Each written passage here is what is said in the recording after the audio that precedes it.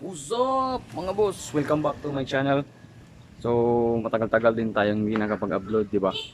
So, ah medyo na-busy kasi sa pagkakaling ng mga isda. Medyo marami-rami din. So, ayan. Ngayon, gagawa tayo ng video para siguro i-update yung 8 feet ko. So, before that, let's do the intro.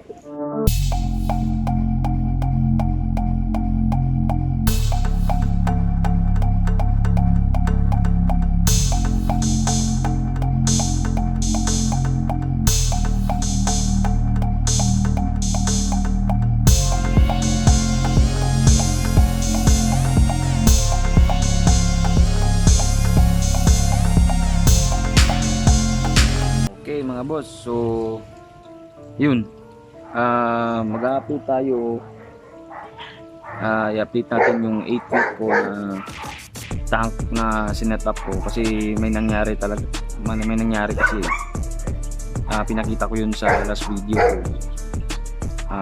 Yung title ng video is Kapan 2, dun pinakita ko yung 8 feet na talaga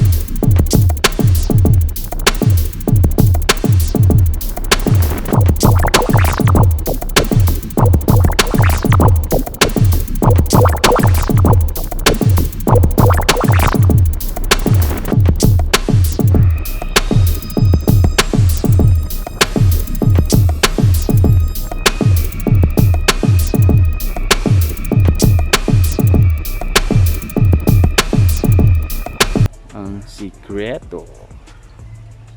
So, ayan, tara. Ito yung isang sikreto dyan mga boss. Oops! Oops!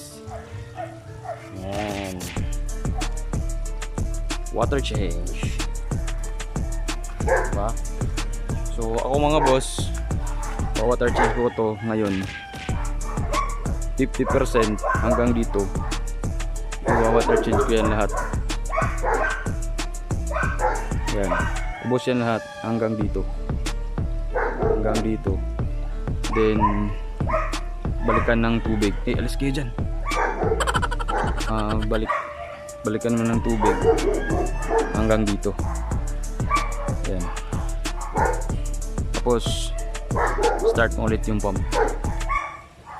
Ayan. Isang tips yan mga boss.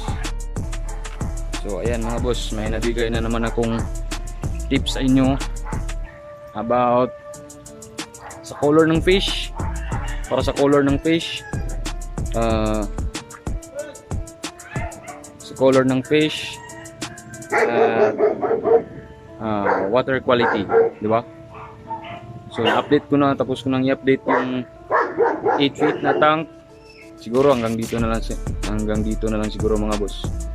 So yung mga bago sa channel na to, paki-subscribe naman, paki-click ng notification bell para updated kayo sa mga next videos natin, di ba? So paki-share na din. So hanggang dito na lang. This is Tikoy House, nasasabing babush.